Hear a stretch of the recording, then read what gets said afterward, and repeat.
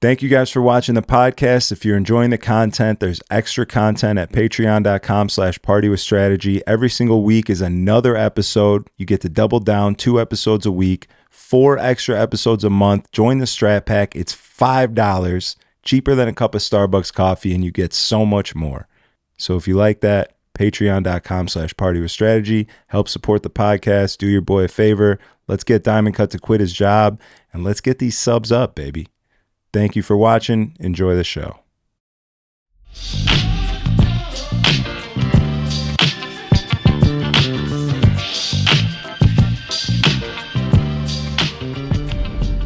Welcome back to the Party with Strategy podcast. Unfortunately, last minute cancellation earlier, so we don't have a regular episode, just a Patreon episode this week.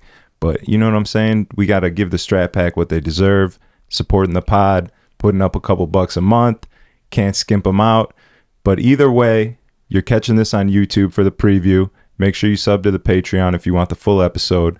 But I got 2 special guests in the building. Mr. Wake Up Song of the Day himself, Kid Clay. What up, Kid Clay is checking in, man. And my boy Sigma Chris. What's going on, y'all? Let's go, champ. What's good? What have you guys been up to? A little bit of everything, it feels like, man. Yeah. The city was on fire last year. We still kind of caught that post-pandemic, we still want to be outside wave, but then it slowed up. And I think that was the harsh reality of all of that free money that people were getting. Everybody was just outside going hard. Reality kind of set in. People went back to work toward the end of 2023. I say it was a little tough, you know? Yeah. Getting people out and just making sure that we can maintain the quality that we were putting out. Yeah. Yeah, man. I think it's just, at least for us right now, is trying to get through the slow season. Mm-hmm. You know what I mean? You can have the very successful spring, summer, and I think we did a good job of maximizing during that time frame, but now it's like figuring things out so we straight when spring, summer hits, so we like back to it. You know what I'm saying? Yeah. But it definitely is a what did we just say? Like a bad time in nightlife. I feel like this particular slow season is hitting harder than any other slow season because it's slow after the holidays, first couple weeks of the year, maybe even up until Valentine's Day, Super Bowl. It really kicks back off for St. Patty's. Yep, for sure. But before St. Patty's, it's like it's going to be slow, but for some reason this one's hitting different. Yeah. Like places are closing type shit. That's what I was going to bring up. You see all the places that are closing, man. I mean, now some of them were due to, like, that's been a long time coming. But others, I mean, honestly, they're just not able to make ends meet. You know, people aren't spending like that anymore. The demographic downtown is changing. People moving out. Other people are coming in. They want different things. And, I mean, a lot of places are bottle service driven and they're heavy, like, relying on that. People aren't spending like that now. Mm-hmm. So, I mean, we're in a recession. Yeah, I was telling him, I mean, just from all the events that we throw, booking DJs, right? Mm-hmm. Like, man, we can't give you, coming from a DJ to curating my own events and doing the business side and not just DJing, I'm realizing, like, bro, I can see how these venues can't pay what we want. As a DJ, you're like, yo, I need X amount of dollars to DJ. And it's like, we ain't got it. Yeah. You know what I'm saying? So that's not in the budget. It ain't in the budget. So you got to fight with that. And I think that's what a lot of DJs now too. You just got to be smart to be like, we know it's a slow season, but let's still get this work. Hopefully you build with the right people. And then when it picks back up in the spring, summer, you're going to be taken care of. You know what I'm saying? Yeah. I actually just saw a screenshot of a text message that's going around social media. You might have seen it on Twitter. It's like DJ Twitter shit. I saw the Road podcast repost it, but it was like some GM or manager of a club talking to a DJ talking about like, yo, honestly, if you can't bring people into this club, like we don't want you to DJ here. Like if you can't bring bodies, that's all we care about. It's not about the music. It's not about anything but bringing people through. And like, as a DJ, you read that, you see that, and you're like, damn, that's fucked up. Because I do so much more than just that. You know what I'm saying? But also at the same time, if that's the corner that they force us into, and then motherfuckers really start gaining a fan base and are able to bring people out like that, the price is going way up. Way up. Mm-hmm. Like if you really have bodies following you like that, it's not a couple $100, $1,000. Like, you have a true fan base. You could sell tickets type shit. Like, you could just get your own venue and throw a show. I mean, that was like the big thing.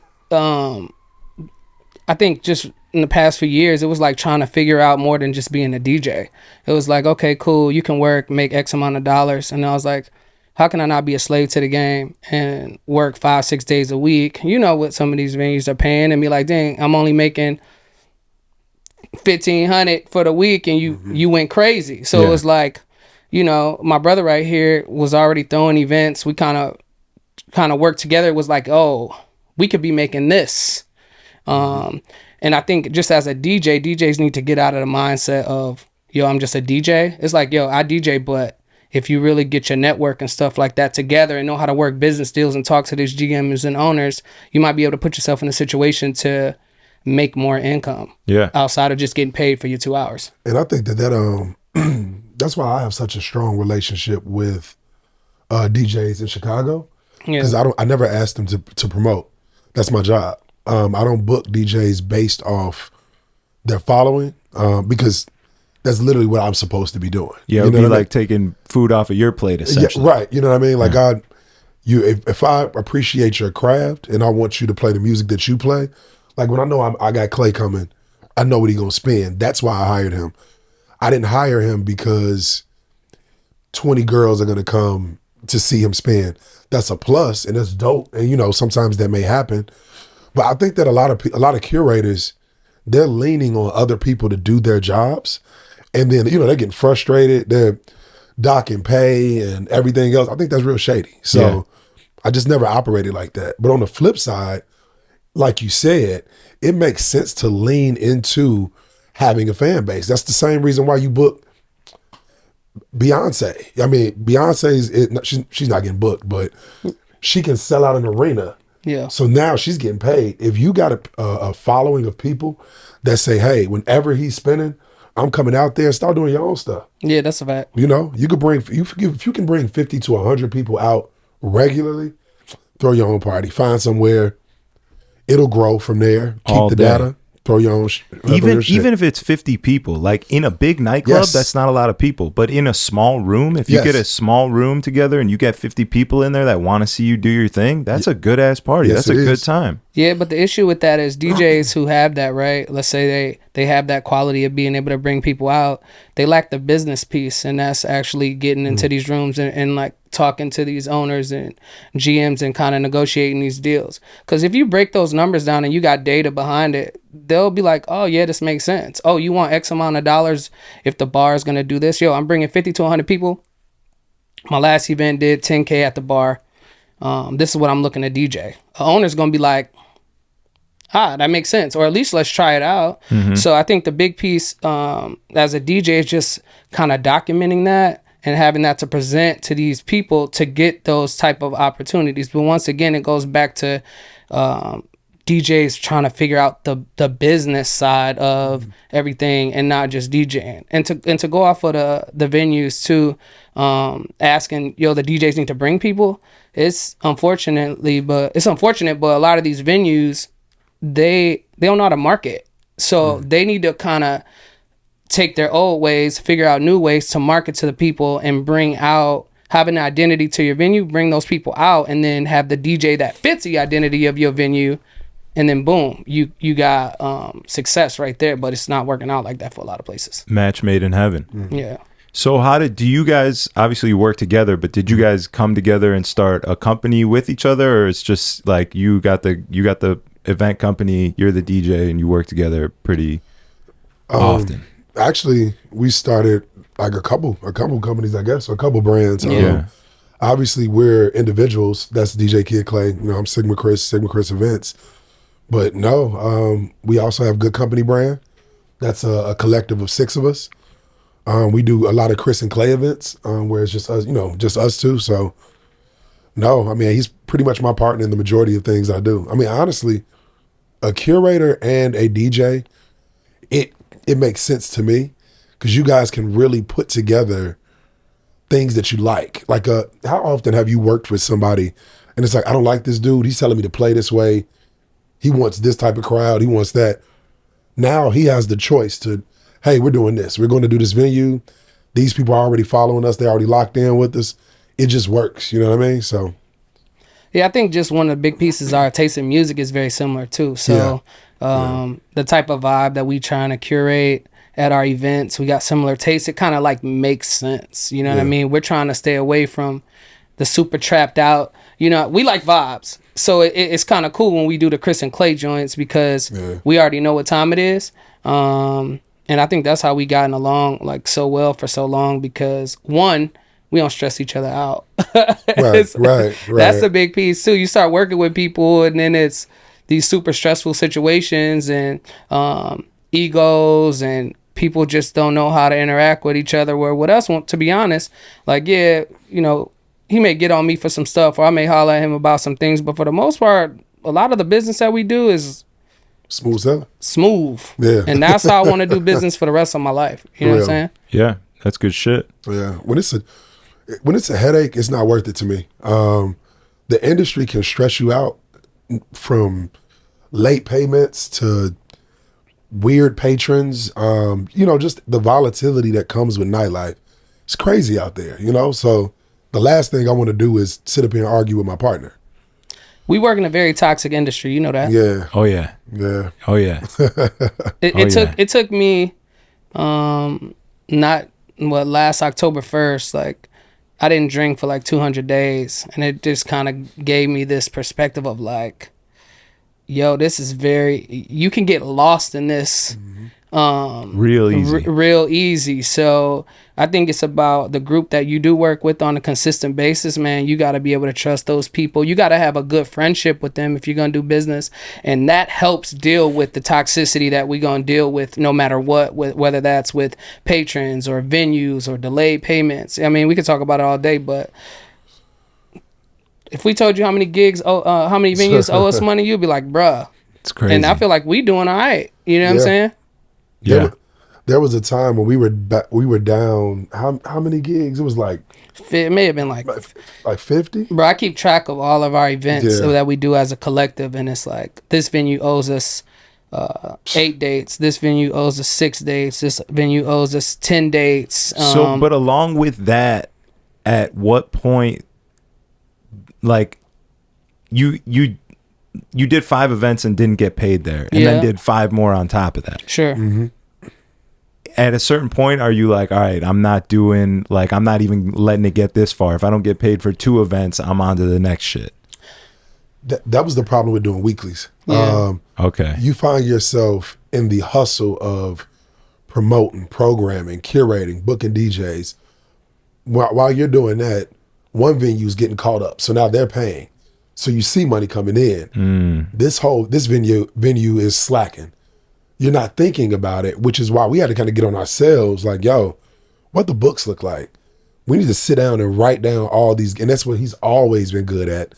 Literally, like a sheet. I'm like, Clay, let me see the sheet. This thing is this. Is it handwritten or typed up? No, I got a sheet just every week. I go through all the venues that we did, so that way I know the dates of them, and they just highlighted in red, so that way I can be like, in Google Sheets or in Excel, and just I'm like, oh, we owe 27 dates, and you know we're so busy, and especially with like Good Company brand, we're doing stuff at we're doing a lot of events every week, and so many people have so many different things going on. I'm the one that's staying on top of getting our bread. It must be everybody in the group must be straight financially at the moment because they're not asking for their money. And I'm like, yo, whoa, you know, let's get our bread because this spot look like they may be closing soon. You know what I'm saying? That's another thing. Yeah. And that's happened. And it's got to be good for the brand, right? Like, let's say you've done 5 parties. It's been 5 weeks. Haven't gotten paid yet, but the party's going well and people are giving you the recognition that you're looking for and your brand is growing. So you don't want to let that up. You don't want to just stop because you're like, hey, give me my money before I throw another party here. And you can't really just switch venues after 5 dates because that looks a little weird on the brand too, right? For sure. Yep. Yeah. But I will say this, we not in this game to be like, I feel like we've done our due diligence in the sense of playing the game. It's like now when we talking to these venues, what does your payment process look like? So that way we know. You know what I mean? If you got to wait a week to pay us. Put it in writing. Yeah, put it in writing. If you got to wait a week to pay us, then that's cool. But you know, you got to understand we got real expenses. Like, I'm about to do my taxes and Bro, All don't the even DJs, say the T word my in bad, this bro. in this house, bro. Feds is Man. watching. I'm sweating right now. There's nothing I hate more than tax season, Yep. bro. Yep. Bro, It's like in the back of my mind every day until I do it. That's the worst part about being like an entrepreneur, right? Like Yes. you're getting money that's untaxed. Oh my God, when fucking January rolls around and it's slow season Yep. and it's the slowest slow season Yep. ever, I'm over here freaking out, trying to get gigs at the strip club and shit. yo, these DJs are about to get these 1099s from the LLC. Like, yo, I done paid you X amount of dollars Right. throughout the You whole hear that, year. Diamond Cut? You know what I mean?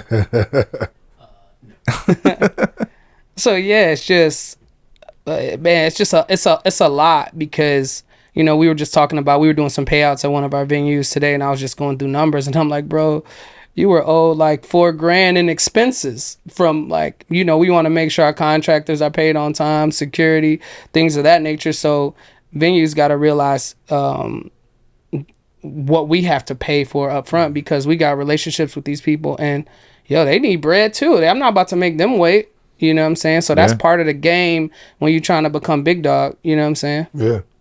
And I try my best to kind of fight the stereotype of the shifty, shady promoter. Like, hey, he came and spun for me. I mean, well, you came and spun for me Friday. Haven't heard from you in a week. Yeah. It's $300. You know what I mean? Like, I mean, not saying that that's little money, but I can't be ducking people for a couple $100. You know what I mean? Right. You'll fuck around and have somebody change their number on you. You know what I mean? Yeah, that's a fact. Yeah. Yeah, man. Fighting the stereotypes and honestly operating business as a business, like professionally, it was kind of missing in our industry. Like people were just really shady. And that's what made, I guess, me grow so fast.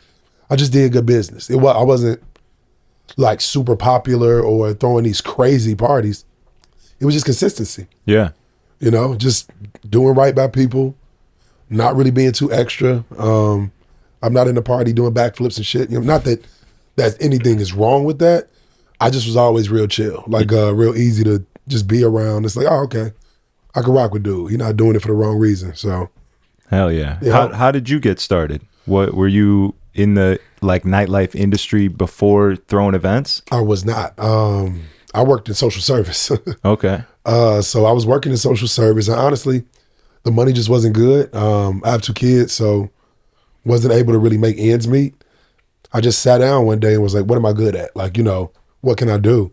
I've always had a pretty extensive network. I went to college, Illinois State. A lot of people in Chicago went there. It's near U of I. I knew people out there. So throwing events was kind of natural. Also, I did it in college with our fraternity. And Is that where Sigma comes from? yes, Okay. yes. So I'm a part of Phi Beta Sigma fraternity. It was, everybody knows a Chris. People used to say, oh, what Chris? Sigma Chris. Yeah. And so when I started throwing events, I knew I was going to talk to my college crowd. I just wanted people to know who they were coming out for. And I mean, that's a piece of advice that I always drop off to people. I'm like, yo, put your name on your work. People need to know who's throwing this, who's coming out to support. So when they see your name again, they know it's synonymous with a good time. That's facts, yeah. Because I remember during that time too, when you were just like, "Yo, brand." Like I seen it from the ground up. I think we both kind of saw, like the growth. Like I saw how Chris started. He saw how I started DJing from the beginning, and kind of getting to this point now. And it's just crazy what can happen when you stay consistent. Yeah. Yeah, we were hustling on those WGCI Memorial Day weekend mixes. Dog. You remember that shit? Yeah, man. I'm still on live every weekend now, man. And I just think about that grind to get to that point. You know what I'm saying? But then, you know, you finally get on radio, and then it's like,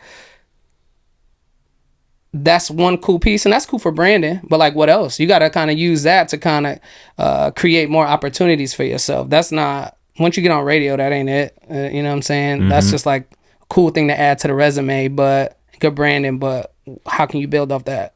And people have to learn how to leverage their brands. Like, I took a lot of free gigs. Gigs were, I wouldn't say they were free, but I didn't probably get the percentage that I was supposed to get based off my production. But I knew it was a good look for me. Yeah. I knew that me being involved with this event is going to skyrocket. It's going to, you know, propel my career much further than me saying, no, I need an additional $500 or I'm not doing it. Facts. Yeah, that's something I got to be better at. I've always been like about the money. Like Yeah. if you're not paying, fuck it, I'm not doing it. But there is so much leverage that you can do at a certain event. You know what I mean? You want more Yes. corporate gigs, you go do something for maybe a couple $100. When if it's a corporate gig, it should be 1,000 plus. But they're not giving it to you. But there might be a bunch of people in the room who would give it to you. So you got to go there Facts. and show them what you could do and all that. I mean, I feel like it boils back to like that classic DJ lore of DJ Irie, who I guess he started DJing for the Miami Heat for free, knowing that it would be a good look. Yeah. When in my mind, I'm like, Yeah. it's the Miami Heat. They got all the money in the world. Well, why would you ever do that for free? But he, parlayed it into everything else he's done, sponsored by Target and shit. Yeah. I mean, that's the name of the game, though. Yeah. Leverage, branding. They go hand in hand. Like, you build your brand big enough, you can go to any of these companies and say, hey, I have this reach. I have this following. Everybody wants to be put in front of their target consumer, their target customer. Everybody wants access to your dollars and views and opinions. So it's just, I mean, not every gig is going to pay you $1 million, but do the right gigs for maybe the lower amount and watch you get that money on the back end. Yeah. So That's something I'm working on myself. and your brand's really big. I mean, The send nudes thing and like all that I was doing was as big as it could get, I think. But it's kind of like it's all worth nothing now. Not really worth nothing, but like every Instagram account that I've built up to 40, 50, 60,000 has gotten deleted because of it. Like How'd that happen? it was hit or miss. It was just content, like it was all naked girls, but like it was within the rules, there wasn't real nudity. There were stickers over whatever it had to be covered up and this and that, but like if they decide they don't want it on there, it's done. You can't appeal it, you can't call them, you can't email them. Like if they take your shit down, you got to restart. That's it. That's crazy how much we rely on.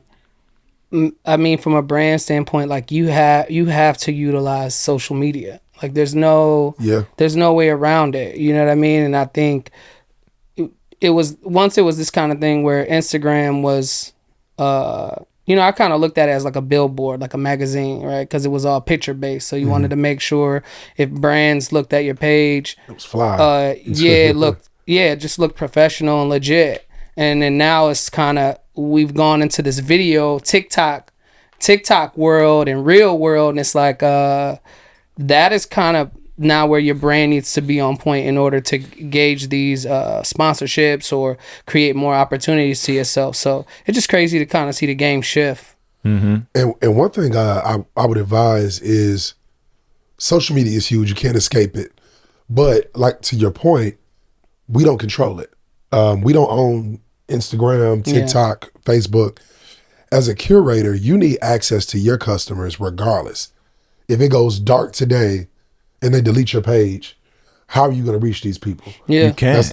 It's like a form of death, bro. Like getting my Instagram deleted the first time, the depression that set in after that, bro, was crazy. Because you're like, what do you have this following that you work so hard to build, and you're like, I'm building this brand, I'm doing this thing, I'm on this journey, and then it's all gone. I heard about people like getting their accounts hacked and stuff like that, and having to pay the bread to, know what I'm saying? Because it's like, yo. Yeah, you going to pay. Yeah. If that's an option, because you're basically taking my livelihood. But the benefit of keeping an email list, the benefit of keeping a text blast. If you shut my Instagram down today, you know what I'm going to do? I'm going to fire up that MailChimp. Oh, for sure. Say, hey, y'all, we not dead. These were the videos. These were the, you know what I mean? These were the pictures. Still come out. And now you're just not booking through me through Instagram. I got a direct connection with you, my email. So like, retain as much information about your patron as you possibly can. If they're going to give you their phone number, put it in a listserv. You know what I'm saying? Put it in your listserv. It's essential.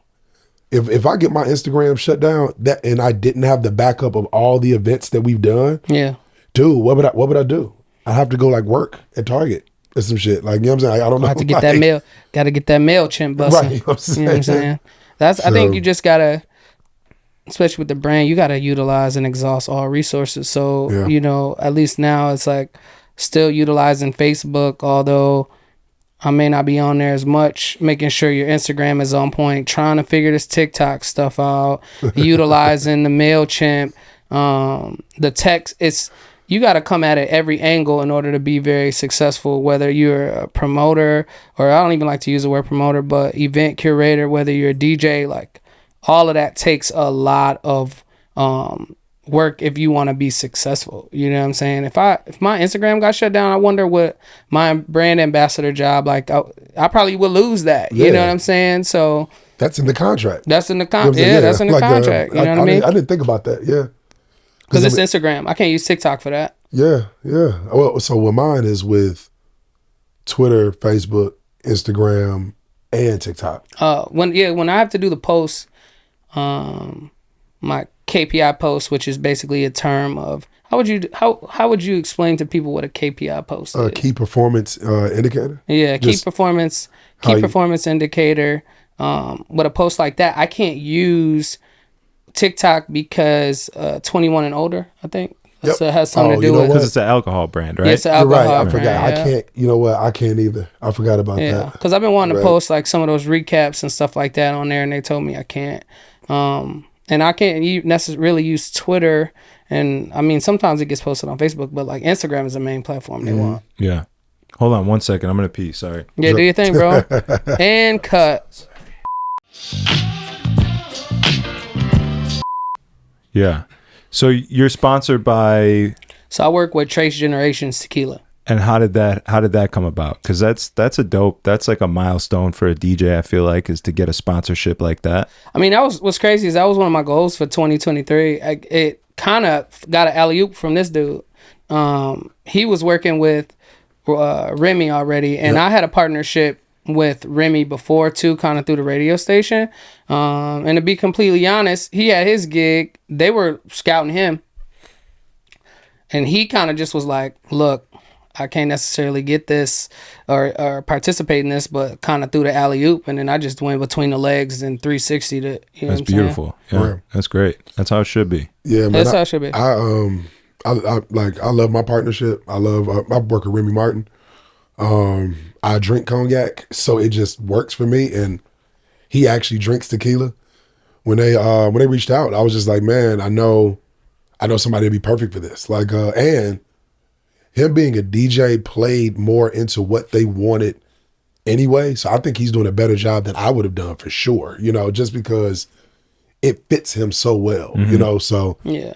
Especially with the whole music piece. Like, the Trace is doing a really good job. Like, this year they're going to be the official sponsors with Billboard. So, it was like a great opportunity for me. And I think it's kind of cool to hopefully inspire other DJs too to...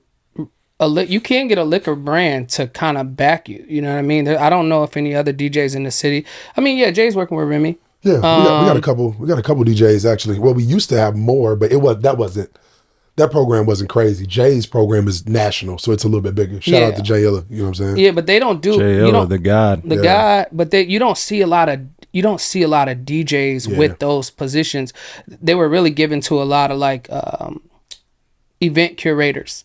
Yeah. So I think it's kind of cool now to see at least my role kind of understand the business side of working with a brand, and it kind of goes hand in hand. It's like, man, I'm DJing at all these venues. I'm DJing at all of these events that we actually curate and have the relationships on the back end and negotiate these deals. Why wouldn't a liquor brand want to invest in a DJ? Totally makes sense. Yeah. And another thing that DJs and curators should think about is your optics. Like when you signed up with Trace, what do you drink now? Trace. Exactly. We had a program where these DJs were a part of, but you go out and you see them drinking vodka, you see them drinking tequila. Like, dude, you're not. And they posting it on their social media. Like, you're not even thinking about it. You won't catch me with nothing. Like, if I'm holding or it's around a bottle that's not mine, I'm like, no, take that down. Yeah. You know, like you got to be brand loyal. They love that. Be consistent. Also, they're kind of invested in you. You know what I'm saying? Like, I mean, I think it's a no-brainer. You know what I'm saying? Like, is your love for vodka gonna keep you from the bag? It's not mine. You know? Vodka ain't that good. It ain't. You know what I'm saying? That's not the move, you know. So I think it's just a blessing to be in a situation to work with a brand that you personally believe in, right? Because you know you can work with a brand and you can go ahead and take the check, but yeah, I drink tequila. My friends drink tequila, and then I've been in a position where I've been able to bring visibility and expose this brand to them, and now they drinking it on a daily basis. So I think the brand is happy on that side. Same with Remy. It's like, yo, you drink Remy. It makes sense. Yep. You know, we can name some brands that, you know, if they cut the check, you might take it, but you would be like, I don't necessarily drink that. Yes. And it's people probably in that position. That was one of my problems. Like before getting this deal that I have, I worked with a couple other brands, and I didn't like the alcohol. So it's like it was even harder for me to get creative with posts, and because I'm struggling my way through it. But you know, aligning myself with the target brand that I wanted, that was a blessing. That was huge, man. So shout out to Remy Martin again, man. Hell yeah, let's go, champ. Should have brought a bottle. You know what? Right. I should have, actually. I got you though. All I right. got you. Hell yeah. What's up with music? What were you guys listening to on the way over here? What are you pumping in your car these days? Well, on the way here, I was actually listening to Reason, man. TDE. Reason? Yeah, so That's he the actually dude. stopped by the party Friday. Yeah. Clay took a flick with him. Hell yeah. And it's crazy how when you run into an artist, it makes you like bring their music back. Like, let me see what he's talking about. Like, now that I can match the guy, let me see what Connect with him a little more. Yeah. And it made me like the album a little bit more. It's almost like he slid. He was cool. Took some photos. Where's Reason from?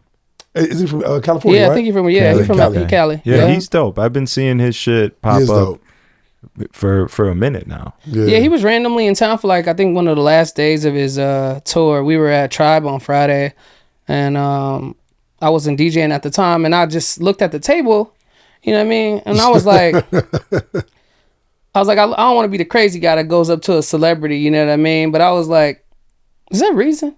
And Buddy was like, yeah. I'm like, oh, bro, I rock with you, bro. You know, we just had a whole conversation. I was like, man, let's keep in contact. You know, me and my homies, we do a lot of stuff in the city, so might be able to get you some bread, or we may be able to collaborate when you in town, because they always looking for stuff to do. Yep. You Yeah. know what I mean? You weren't DJing? Not at the time. If I would have known, I would have played some joints. Yeah, Because I rock you with too. Reason. You know what I'm saying? That's what I told him. I was like, bro, you got a record called Better Days.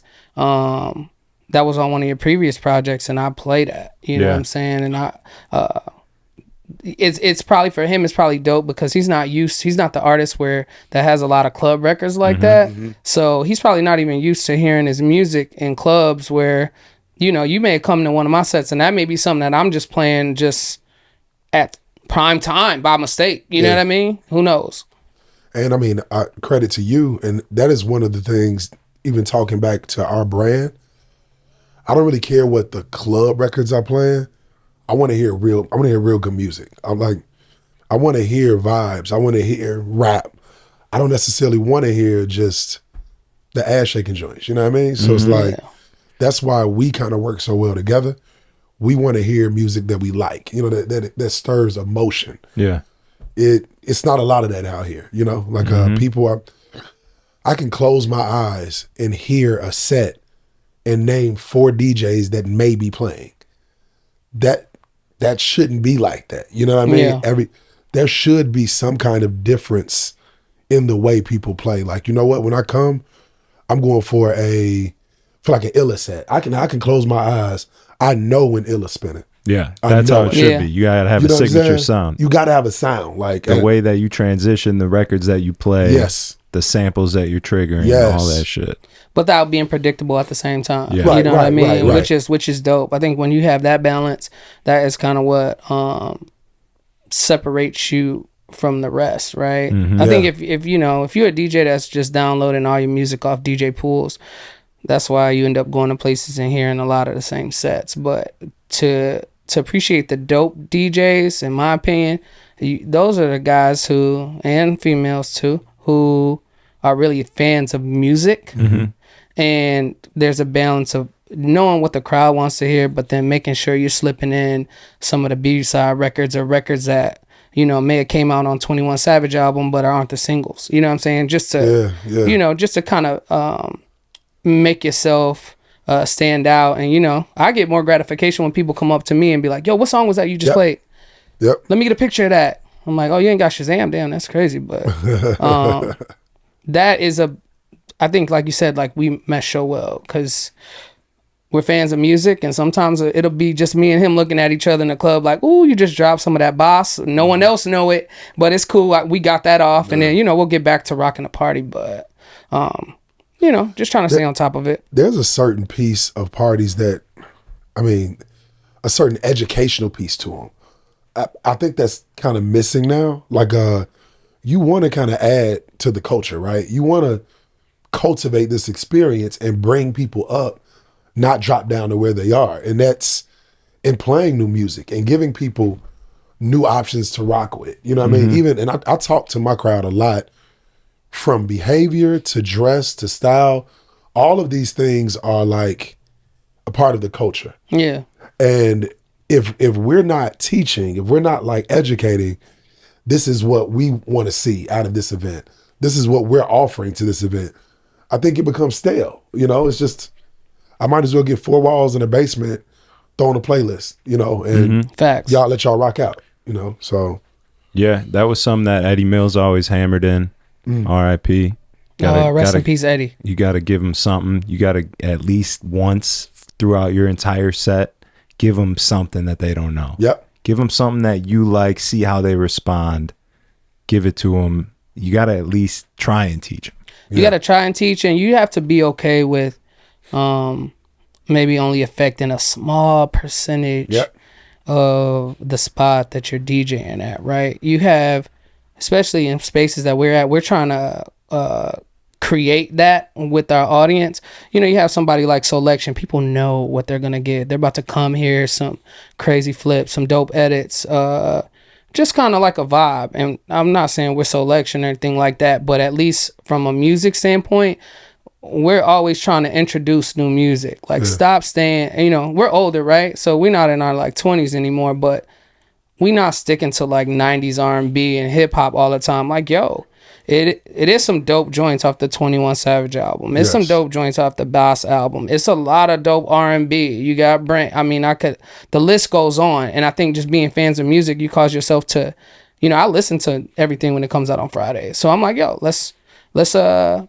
I'll figure out a way to implement those into my sets. And then shout out to the dope producers out there too, because you know, the SoundCloud, Patreon, Bandcamp game, you finding these dope edits. Eccentric, like, yo, he be holding it down. So he allows me to kind of diversify sets, so it's not the same. Because you know, we DJ so much, you know how it is. You might be DJing for 5 days straight and be like, damn, I was playing the same shit. And you want to stay out of that. Yeah, I think there's a balance in that, because there's like maybe something that I tried on Friday night that I liked, and I want to do it again on Saturday to get it even better, you know, that's true. To hammer it in and really make it like something that I'm doing at the moment. Yeah.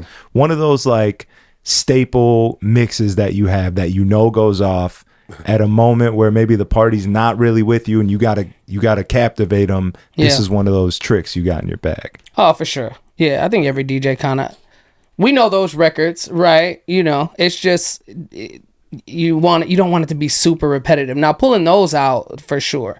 You know, somebody Heavy was just here, and like Heavy has done some very cold ways of bringing in records that some, you know, I've seen him DJ, and I'm like, that was smart, you know what I mean? Wordplay or something like that. So you keep things like that in your back pocket to have. But I think we got to figure out ways as DJs to, and you know, I would tell any DJ this, but I try to go into sets sometimes with a crate, maybe just 10 records that I haven't played in a long time, or maybe that are new, to mentally get myself to a point where I'm going to try to play them. I may not get them all off, but at least it's like, I'm programming myself to have that mindset to be a little bit different, because we know BPMs and we already thinking of the next song we supposed to be playing, and it's easy to get into that. Yeah. I'm envious of you guys, because one thing that I think DJs aren't taking into account that I've seen when younger DJs, this is a form of expression.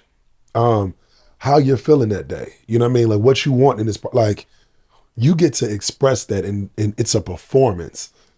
Some DJs aren't taking it like that. You know what I mean? Like it's a job. I'm coming in, I'm knocking these records out, I'm gone. I'm not mad at the hustle whatsoever. But I'm so into music that like I would like to express how this record made me feel. I want to see how it makes you feel. I want to tell a story while I'm in there. Like if I knew how to DJ, I would spend so much time putting my emotions into the records and into the club. I might be back there sweating like Juki. Like, you know, just because I mean it just seems like such a labor of love. You know what I mean? Like I really think that the good DJs, you could tell they up there in their bag, man. Like they feeling it. And I can like whenever you hit like a certain pocket, when I know the crowd is with you, I feel it. I can see it. Yeah. I'm sitting there, I'm like, oh, he got him. Like, you know what I'm saying? Like, and sometimes some DJs, they never hit that pocket. And it's like, I was hoping you would get there and you just didn't quite make it. You know, next time, obviously, but yeah. So, well, if it's the right guy, right, true, right, true. We got off nights. You know, every DJ has an off night too. But sure, bro. But I think the big piece is just getting back to DJs practicing, bro. You know what I'm saying? And like one of the things for me, like I started doing the little reels and shit like that, and it was one, I kind of needed to force myself to get in front of my turntables or a controller I had set up at the crib to play around with new music outside of just listening to it, because you want to hear what sounds good together, what doesn't. You know, you may think of some cool stem ideas and things of that nature, but I think when you're doing that, that is what you need to do in order to even put yourself in a position to listen to new music.